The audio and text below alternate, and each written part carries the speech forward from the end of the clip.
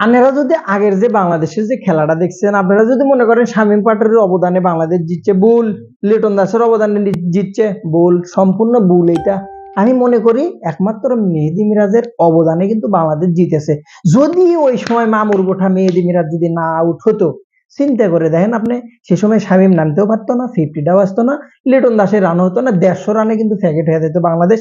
কারণ টুকুর টুকুর টুকুর টুকুর করতো। মেহেদী মিরাজ ভালো, তাকে নিয়ে আমি সমালোচনা করছি না।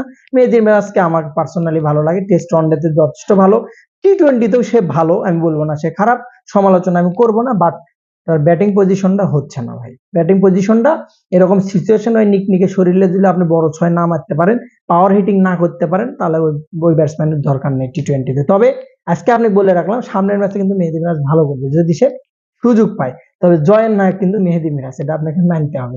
বেড়া যদি আউট না হতো, শামীমের কিন্তু 100 হয় না, 50 হয় না, 48 রানও হয় না, এবং আপনার হচ্ছে লিটন দাসের কিন্তু ভালো একটা স্কোরও হয় না। তো এর জন্য জয়কে, বাংলাদেশের জয়ের জন্য একমাত্র এখানে প্রাণ ভোমরা হচ্ছে, সেটা হচ্ছে যে আপনার মেহেদী মিরাজ।